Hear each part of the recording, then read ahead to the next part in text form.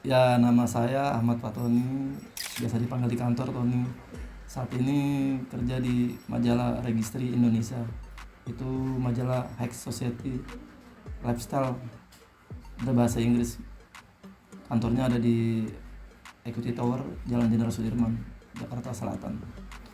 Saat ini posisi saya di sana sebagai senior fotografer dan senior jurnalis.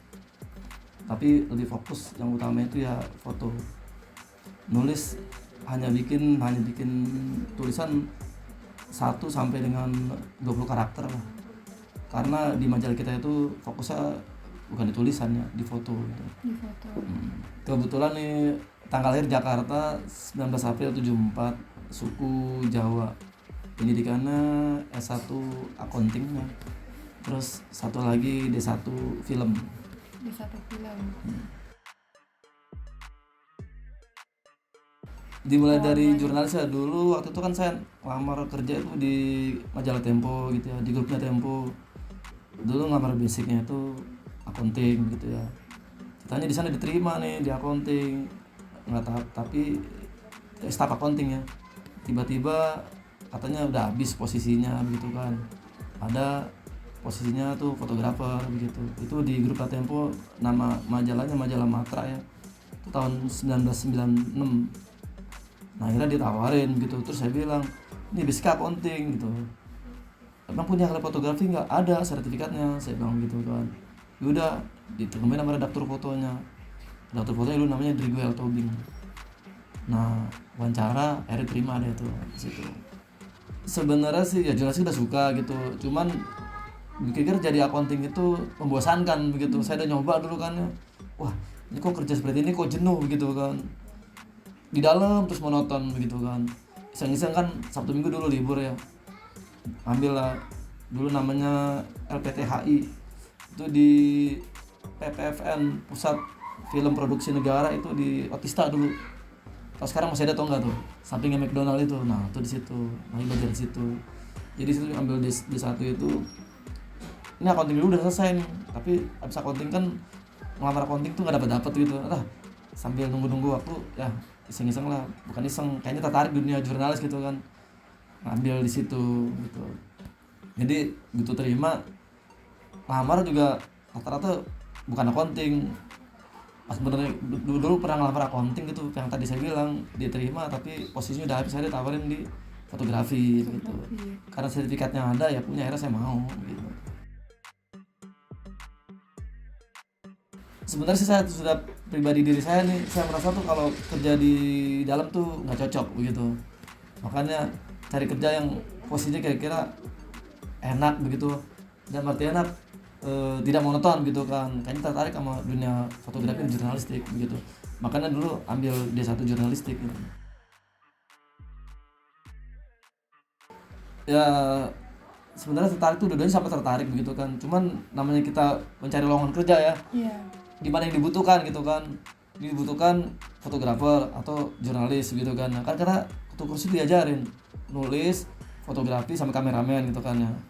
Nah, tuh kalau kameramen itu cuman sekilas doang, sepengetahuan gitu, karena basicnya emang jurnalis, fotojurnalis.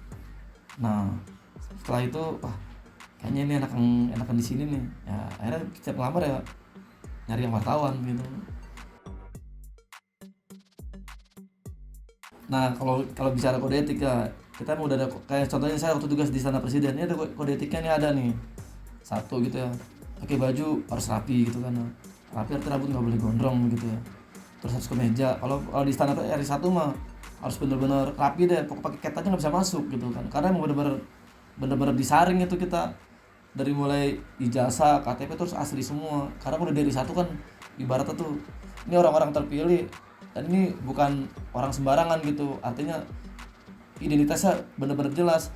Itu seperti kita ngelamar kerja, ijazah asli di scan, KTP di scan gitu, ID di scan gitu, terus surat penugasan dari kantor juga ada, juga SIP TDP juga harus ada gitu. Jadi kalau yang di satu tuh benar-benar koran atau majalah atau online yang udah benar-benar berintegritas gitu, udah lama lah begitu. Ada masa juga sih yang minimal kalau nggak salah 2 tahun baru boleh masuk di situ kalau online. Kalau cetak sih 5 tahun begitu. Kan cetak juga kan harus harus dipilih juga gitu, nggak semua cetak bisa masuk ke sana gitu. Karena apa, kan areal juga terbatas juga. Yang utama sih TV nasional, koran nasional, sama media nasional. Cuman karena sekarang udah cenderung online kan, mau di Jakarta juga bisa, di mana juga bisa di nasional online. Dulu kan kalau koran atau majalah tuh edarnya terbatas, Jakarta doang gitu kan. Nah karena sekarang udah luas, ya diterapkan seperti itu. Kalau di kantor itu kan tempat kita kan sering keluar negeri ya. Cuma itu kan karena istriku kan lagi hamil tuh, ada masalah sama kandungan nih. Jadi beberapa kali keguguran. Akhirnya kata istriku, udah Pak, sekarang nggak boleh keluar negeri, kamu boleh ke luar kota aja gitu ya. Yang pengalaman satu sih dulu ya, di Poso dulu. Saya dulu tuh kerja di media tuh udah berapa kali pindah media. Wah, merasa saya nggak cocok, pindah. Terus merasa ini kayaknya nih ada juga yang karena tutup gitu ya, karena bangkrut. Pertama kan di majalah Matra, kedua itu di multivisionplus.com tuh, itu foto style dulu. Yang ketiga tuh di Info TKI itu mengulas tentang TKI. Itu yang punya tuh dulu Pak Idris Layana, itu orang DPR. Kan ada tuh di Tebet tuh Lainatur. Nah tuh dia tuh kantor dulu situ kantor. Dulu cuma tapi dulu kantornya tuh di Kartika Chandra. Nah setelah itu pindah lagi nih ke majalah Maestro. Maestro itu yang punya Chris Kelana. Chris Kelana itu pemretnya RCTI dulu, pemretnya Spar Indonesia. Pindah lagi nih ke Indonesia Tatler gitu, itu majalah bahasa Inggris. Terus pindah lagi sekarang ke Register Indonesia gitu. Yang enak sih ya, kalau di majalah itu enaknya ya tidak terlalu sibuk lah, karena beritanya kan per bulan gitu, tapi harus tugas. Kalau majalah berita tuh harus benar-benar detail gitu kan. Kalau nggak detail lah mendingan orang baca online kan, atau koran. Jadi kalau majalah itu lebih panjang pokoknya dari tugas. Nah kalau yang berkesan lagi tuh saya pernah liputan kan yang di Poso ya, dulu masih di koran Dialog tuh. Kalau sekarang koran atau masih ada nggak, kayaknya sudah nggak ada itu. Itu dulu yang liput perang antar suku di sana dulu kan, tahun 2001 kalau nggak salah ada. Nah itu dulu pengen kena panahan tuh, cus gitu kan. Ya buru-buru ditarik lah gitu kita lah. Jangan sampai gue ditarik sama teman jadi nggak kena gitu. Nah pernah juga liputan ke ini ke Malinau. Ke Malinau itu dari Jakarta kan ke Tarakan. Cuman karena pesawatnya delay, akhirnya sampai sana telat nih. Sampai Tarakan udah jam 4 kalau nggak salah. Nah dari Tarakan itu mau ke Malinau itu kan harus naik speedboat ya, 5 jam. Itu kalau udah gak ada speedboat, nah akhirnya ditawarin tuh sama penduduk sana, Pak mau nggak pakai speedboat pribadi gitu. Emang bisa Pak? Bisa gitu. Bayar kalau nggak salah dulu bayar 2 juta atau berapa deh, saya lupa tuh. Yang bayar kan teman saya kan. Nah itu speedboatnya sampai tengah laut mati. Ada 5 jam di tengah laut tuh. Akhirnya tengah malam baru sampai sana, dibenerin dulu gitu kan. Itu yang berkesan gitu. Tapi mengkhawatirkan juga kan gak ada sinyal, di rumah juga bisa dihubungin di tengah laut gitu. Dan itu sampai sekarang ya, kadang-kadang kalau naik speedboat begitu masih agak trauma dikit begitu. Kemarin kan saya mau pergi ke ini, kemarin mau ke Tanjung Selor, Kalimantan Utara. Istri nggak boleh, udah nggak usah Pak, teman aja yang pergi gitu tuh. Lagi pula kemarin juga pengen lahiran kan, pas banget tuh lahiran tanggal 23 sesarnya. Nah jadwalnya itu pergi tanggal 21 sampai tanggal 25 itu udah ada acara Hari Nusantara begitu. Tapi dipusatkan di Kukar gitu. Tapi pemerintah bilang sih kita ke Tanjung Selor dulu baru ke sana gitu. Jadi sampai sekarang ya kalau naik speedboat kan, kalau di pedalaman pasti naik speedboat kan masih agak trauma juga gitu. Ngerinya mati di jalan lagi gitu. Kalau mati di jalan kan deg-degan juga, nggak bisa dihubungin sinyal gitu kan. Itu aja sih. Di Istana Negara itu di sana di rolling ya. Jumlahnya itu totalnya dari 2013 sampai 2015 ya, berarti 5 tahun di rolling. Jadi 2013 sampai dengan 2015. di rolling tuh. Nah itu di rolling itu bisa tahun ini saya, tahun depan mungkin temen gitu, ganti-gantian gitu. Nah kalau di hari satu tuh nggak bisa, harus ada ID press yang khusus gitu. Misalnya saya nggak bisa hadir nih, berhalangan, bisa sakit, terus temen juga sakit, itu gimana dapat liputannya? Ya diminta sama seknek, dikasih sama seknek negara. Jadi semuanya dikasih di sana, nggak bisa diwakilin tuh, karena apa? Begitu sampai sana kan absen tuh, langsung tempelin kan. Kita absen tuh muka kita kelihatan di situ. Dan biasa kalau yang orang sering ke situ juga, penjaga juga apal, inget tuh nih orang ini sering gitu, karena hampir tiap hari ke situ kita kan gitu. Kalau gitu terakhir pergi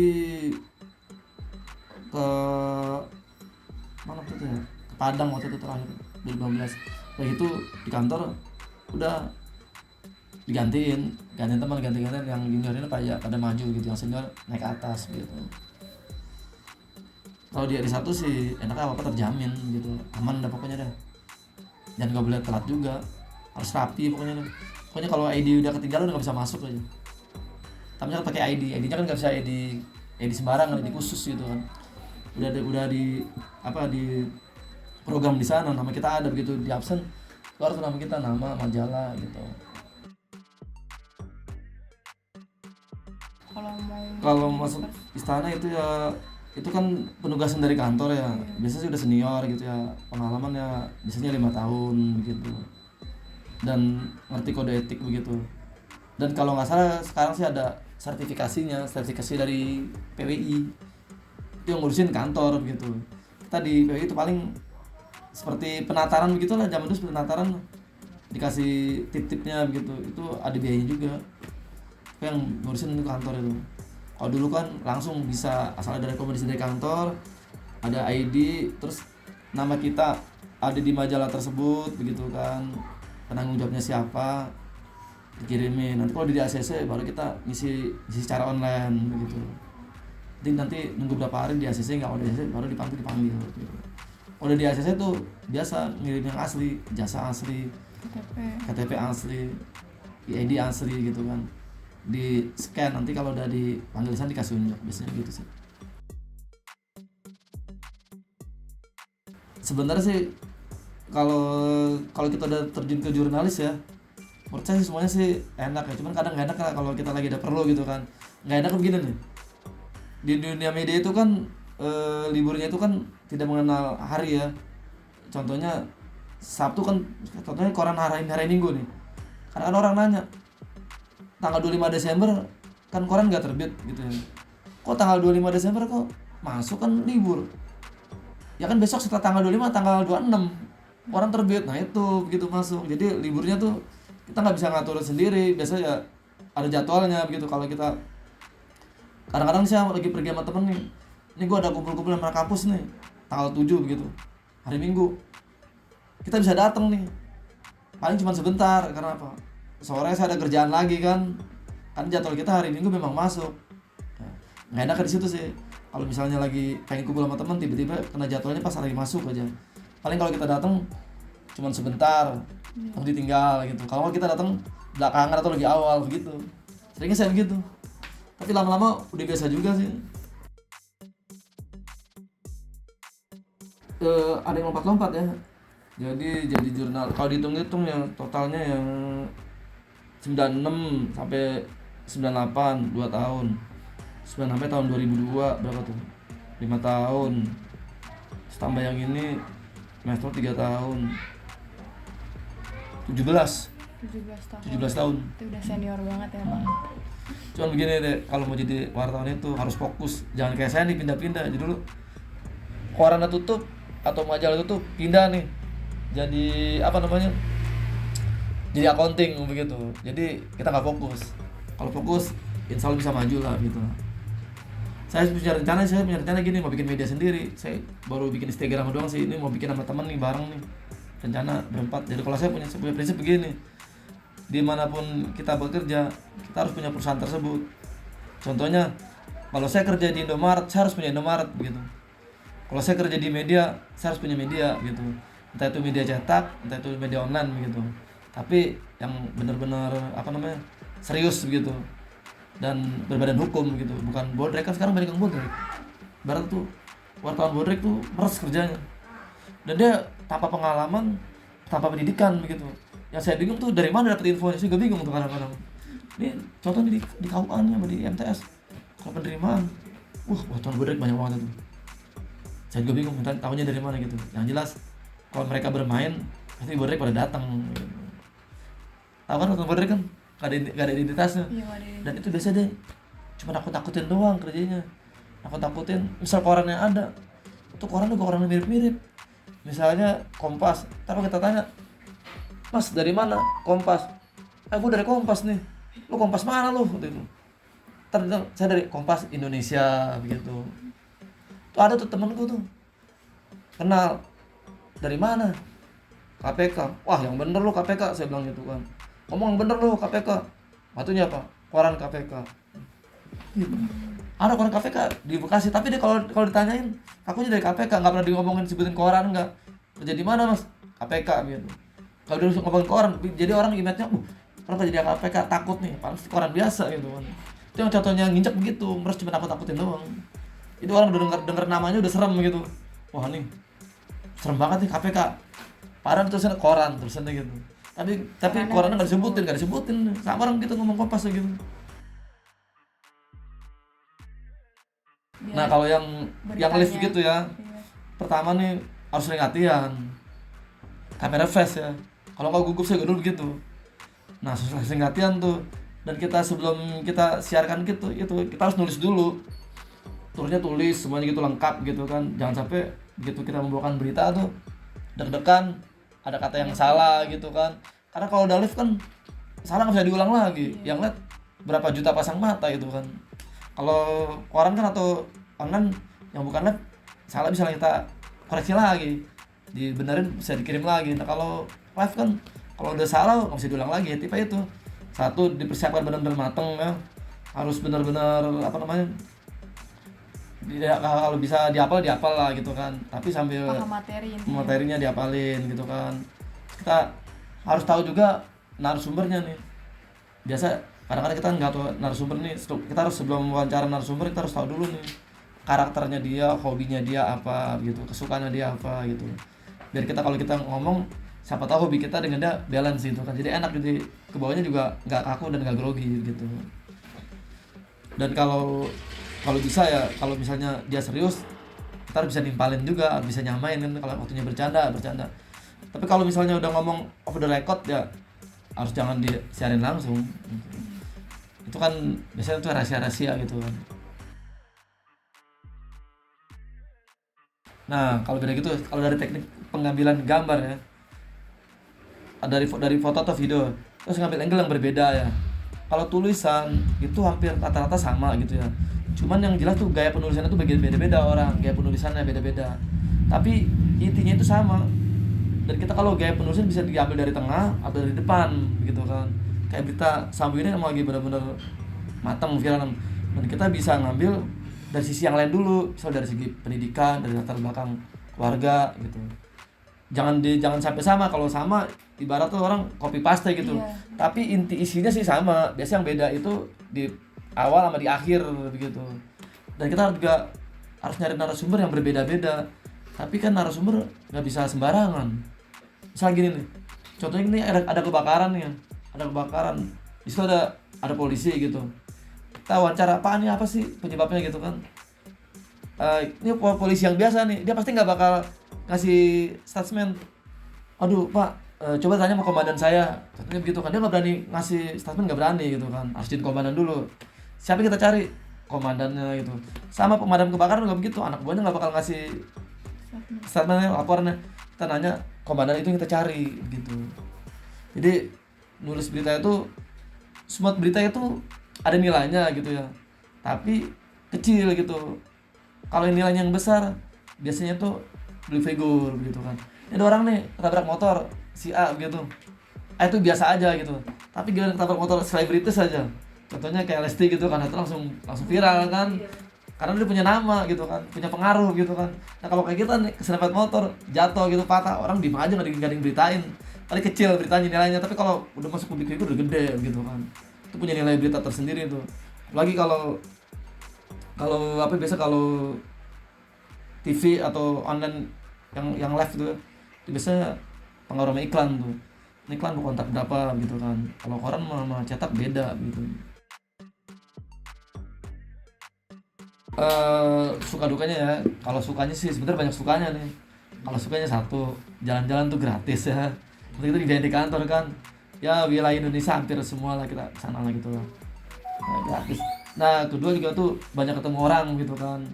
Yang harusnya kita kenal jadi nggak kenal. Nah kalau masalah berita nih, orang lain belum tahu, kita udah tahu duluan begitu. Kayak ada konser musik, sebelum ada konser musik kita diundang nih kan, soft launching gitu kan. Nah, ini ada konser musik ini, kita belum tahu, kita udah tahu duluan gitu. Dan bisa kalau nonton konser musik itu gratis. Tapi gratis itu tergantung IO-nya. Kadang yang kayak waktu itu Guns N' Roses gitu kan. Kita gratis nih wartawan nih, Metallica gratis, tapi tergantung IO-nya.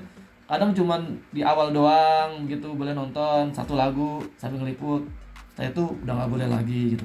Tapi kalau IO-nya enak, kadang boleh full dari A sampai Z gitu, dari awal musik dimulai sampai dengan selesai, kadang-kadang dikasih gitu. Tapi kalau IO-nya ngebatasin, karena kalau genre kan tiketnya mahal gitu kan, Metallica mahal gitu kan, bisa dibatasin sih. Karena kan begitu tuh, nonton apa gratis, jalan-jalan gratis. Ya fasilitas yang kadang diberikan yang kita belum pernah ke sana jadi pernah gitu kan. Kayak mungkin kita kan nggak mungkin ke Papua gitu, kalau misal kita mau jalan-jalan biayanya mahal. Karena tugas kan jadi jadi ke sana, jadi tahu wilayah sana dan dibiayain gratis juga gitu kan. Kalau dukanya itu kadang-kadang kalau acara kita kan nggak tuh namanya naik pesawat ya, kadang di kantor ada tugas dadakan nih, ini ada acara di sana jam 7 malam, bisa nggak gitu, bisa pesenin tiket nih, tiba-tiba di live gitu sampai sana telat gitu kan. Kalau udah telat gitu kan di sana dia nggak mau tahu, kalau udah diundang kita dibayar di kantor kok bisa telat begitu kan. Ya biasanya paling dia marah gitu, pakai solusinya bagaimana ya, kita temen PR-nya kita jelasin semuanya, terus ya kalau bisa ada data pendukung bisa kita terima gitu kan, nanti kita olah lagi, contoh foto, video atau tulisan gitu. Nggak enaknya juga dukanya nih, waktunya tuh harinya liburnya tuh yang beda gitu, karena media itu kan bidang jasa ya, Sabtu Minggu pasti masuk, hari raya pasti masuk gitu kan, kecuali emang pas kita jatahnya libur ya libur begitu. Dan kumpul-kumpul sama keluarga juga kalau untuk hari Minggu, kalau pas jatahnya libur ya kita manfaatkan semaksimal mungkin lah gitu kan, karena kan Sabtu Minggu jarang libur juga gitu. Ada itu biasa di kantor kan dikasih tahu gitu kan, nih satu nih kritiknya misalnya, kalau kamu udah bilang itu jangan dimuat ya jangan dimuat gitu kan. Bisa di kantor diarahkan gitu sama redpel tuh, redaktur pelaksana gitu, nanti kamu ketemu si A gitu, ini kasih pertanyaan ini jangan melenceng dari yang ini gitu kan. Karena kadang-kadang pesanan satu, kayak contohnya nih sekarang nih lagi pengen pemilihan umum ya, kan banyak orang DPR gitu kan, orang gubernur itu pada nyalonin kan. Nanti kode etika ya harus sopan gitu, jangan sampai menyinggung dia gitu kan. Biasa di kantor sih diarahkan gitu. Biasa kan kalau begitu sebelumnya itu biasanya tuh kita tuh ada juga yang ngirim pertanyaan sebelumnya begitu, ada yang juga langsung gitu kan. Dan biasa kalau ngirim pertanyaan enak sama dia begitu, udah jawab semua begitu, nanti kita jabarin, kita olah tuh beritanya tuh. Tapi ya intinya ya apa yang diomongkan yang ada tertuang di situ ya harus sama begitu. Dan nanti kalau kita ketemu sama dia ngobrol-ngobrol gitu kan, wawancara, ada yang kadang-kadang ceritanya ngaco gitu ya, ini off the record nih, kalau dia ngomong begitu jangan dimuat gitu. Itu ya bahaya juga soalnya kan, kita dibantah rahasia gitu. Yang saya masih bertahan satu, saya masih seneng di dunia jurnalistik ya, masih punya rasa ingin tahu gitu. Saya seneng kan baca ekonomi gitu kan, politik itu saya seneng gitu, hiburan juga seneng. Pokoknya kalau kita jadi jurnalis rata-rata tuh orang hobi baca. Kalau nggak hobi baca agak susah sih emang. Pasti ntar kalau ikut tes jurnalis, biasanya tuh tergantung medianya masing-masing ya, kita nggak tahu, cuman pengalaman aku tes sih dulu ya, tes jurnalis itu pasti dikasih gambar begitu. Kita nggak tahu nih, kita milih kan ada 5 gambar ya, itu orang tuh ada nilainya. Misalnya dulu kan ada kelasnya dulu ada Vita Peron, ada Anjasmara, ada Yusuf Kala gitu. Nah itu kita cari nilainya yang paling gede, itu kita tulis di situ kan. Nah kalau yang kita tulis itu nah nilai paling gede itulah yang paling bagus gitu. Berarti memang masih suka hal-hal Yang sekarang disuka itu ya satu nih, rencananya sih kalau ada kemampuan nih finansial gitu ya, pengen bikin media sendiri tapi yang benar-benar profesional gitu. Karena kan sekarang emang media emang dunia yang saya senang ini media nih, karena apa, dengan media itu saya bisa nyampaikan berita yang sebenar-benarnya gitu kan, hiburan atau olahraga gitu, sosial budaya bisa kita sampaikan. Yang jelas sih senang nulis saja, senang nulis senang foto itu pasti bisa gitu. Yang lebih tertarik kayak itu karena emang senang baca sih, jadi punya rasa ingin tahu. Sampai sekarang kepengen ini ada berita apa pasti saya nonton mulu gitu. Kadang-kadang mau tidur juga baca dulu nih apa gitu, tapi saya baca sih media-media yang kredibel, yang terkenal gitu. Karena kalau kayak YouTube semua orang juga bisa bikin gitu kan, tapi penanggung jawabnya siapa, nggak ada kan, itu bisa bahaya juga. Jadi kalau yang bijak nih kita nih ngelihat media cetak itu atau online itu yang harus sudah kredibel. Karena apa, itu udah ada penanggung jawabnya. Kayak misalnya nih Mbak Puput nih terus berita Sambo gitu kan, Mbak Puput nyadur dari Detik, nanti ada caption ya kan, sumber dari Detik gitu kan, itu nggak bakal dituntut. Berarti kalau salah Mbak Puput salah nih, oh saya ngambil sumber dari Detik gitu kan, itu udah ada pemret yang tanggung jawab siapa.